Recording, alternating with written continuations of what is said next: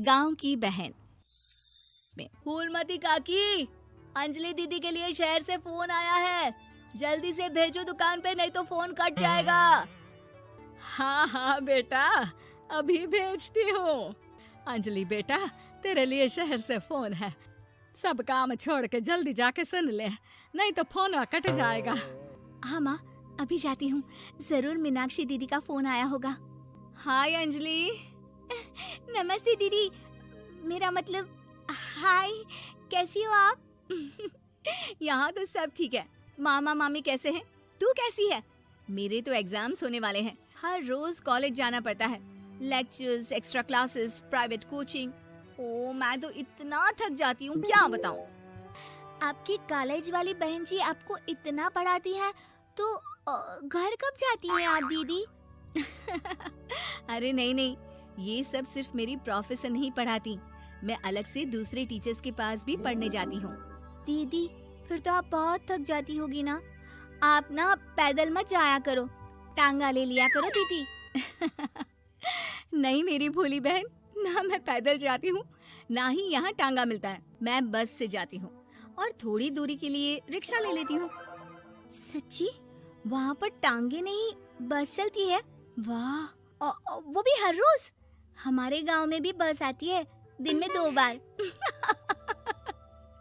यही तो खास बात है शहर की, यहाँ बसें पूरा दिन दौड़ती हैं सड़कों पर, और सिर्फ बसें ही नहीं, कार, स्कूटर और ट्रक भी, और तो और थोड़ी दूरी पर तो हवाई जहाज भी है, जहाँ से हवाई जहाज आसमान में उड़ते हैं।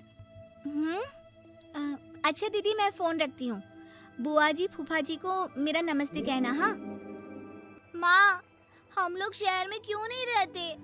बुआ जी, फूफा जी और मीनाक्षी दीदी तो शहर में ही रहते हैं। अरे क्योंकि तेरे बुआ जी की शादी शहर में हुई थी, इसलिए बेटा। शादी से पहले वो भी तेरे पापा और दादा दादी के साथ गांव में ही रहती थी। तो फिर बा, मुझे शहर भेज दो ना, मैं भी शहर देखना चाहती हूँ। इतनी बार मीनाक्षी दीदी से शहर के बारे में सुन चुकी हूँ, अब मैं भी वहाँ जाकर देखना चाहती हूँ। बस आप मुझे शहर भेज दो। ठीक है, इस बार गर्मियों की छुट्टियों में कुछ दिन रह आना शहर, अपनी बुआ के घर। अब तो खुश ना? हाँ माँ, बहुत खुश। आप देखना मैं शहर जाके कितने मजे करती हूँ। अंजलि अगले दिन स्कूल जाती है और वहाँ अपने सारे दोस्तों को अपने शहर जाने की बात बताकर चिढ़ाती है। अरे श्रद्धा, शीतल, सरोज, तुम लोग इन गर्मियों की छुट्टियों में कहाँ जा रही हो?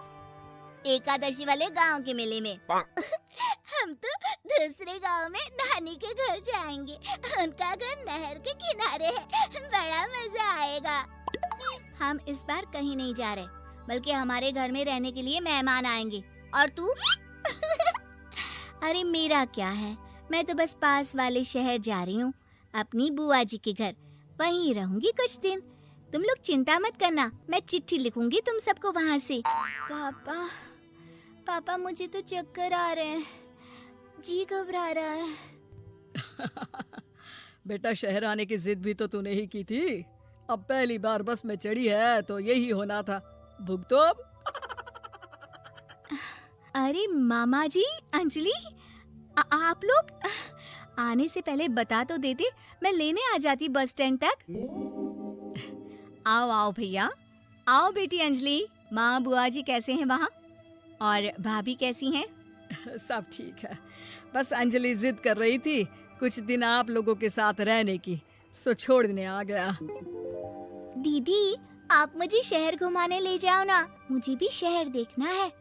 हाँ हाँ चल, तैयार हो जा जल्दी से।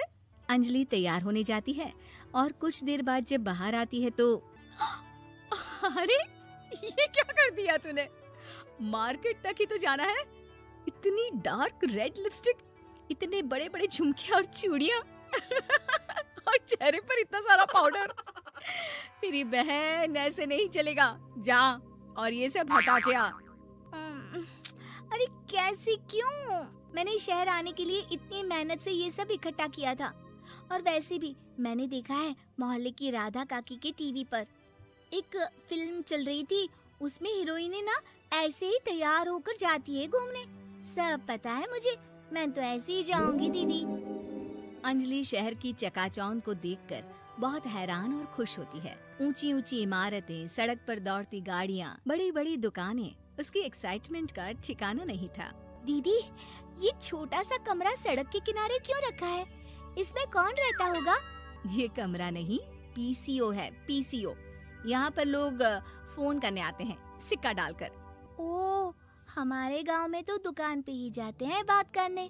अच्छा चल, तुझे रेस्टोरेंट में खाना खिलाने ले चलती हूँ। Excuse me, 2 plate noodles please and 2 Cola.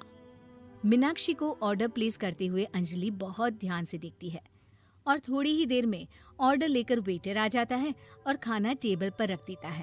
अरे, ये लंबी लंबी सेवइयाँ खाते कैसे हैं दीदी? और इसके साथ कोई अचार, प्याज, मूली कुछ भी नहीं दिया, बस ये छोटा सा पेट खुजाने वाला दे दिया है। गांव में तो छोटे छोटे चावल ही होते हैं जो कि हाथ से ही खा लेती हूँ। अब इसे कैसे खाऊं दीदी? एक्सक्यूज मी, एक चम्मच प्लीज, और लिटिल प्याज और अचार और मूली और एक गिलास मट्ठा, वो बाद में। हाँ, अब ये सब सुनकर आसपास बैठे लोगों को हंसी आ जाती है। मीनाक्षी भी अपनी हंसी किसी तरह रोकने की कोशिश करती है और वेटर मुस्कुराता हुआ वहाँ से चला जाता है। अंजलि समझ नहीं पाती कि सब किस बात पर हंस रहे थे, लेकिन वो छिप जाती है। दीदी, मुझे लगता है कि मुझे इन सेवइयों को ऐसे ही खा लेना चाहिए, इसी पेट खुजाने वाले कांटे के साथ। एक काम कर, तू मुझे खाते देख, जैसे मैं खाऊं तो भी वैसे ही खा ले। ठीक है दीदी। अंजलि खाते खाते नूडल्स में सिरका ज्यादा डाल देती है, फिर ऊपर से नमक दानी से खेलते हुए काफी नमक भी अनजाने में छिड़क लेती है। अरे, ये क्या क्या खा लिया? अरे हाय हाय, कितना कड़वा है।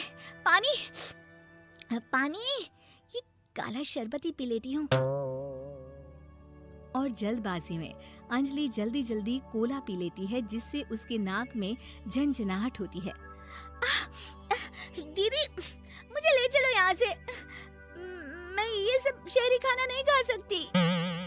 अब शर्म के मारे मीनाक्षी अपनी बहन को वापस घर ले जाती है और कहती है कि देख अंजलि, माना कि शहर और गांव एक दूसरे से बहुत अलग है, लेकिन इसका मतलब ये नहीं कि हमेशा शहर ही बेहतर हो और उस वजह से हमें वो सब करना पड़े जो हम नहीं कर सकते। शहर में सहूलतें तो हैं ही, पर चुनौतियां भी हैं। हम जहाँ भी रहें, हमें कभी अपने आप को कम या ज्यादा नहीं समझना चाहिए। और किसी भी नई जगह में ढलने में समय लगता है, उसके लिए तुम्हें दूसरों की नकल करने की कोई जरूरत नहीं है। बेटा, घूम लिया शहर या अभी और घूमना है? नहीं पापा, मैं अपनी गलती समझ गई हूँ। आप गांव ही ले चलिए मुझे।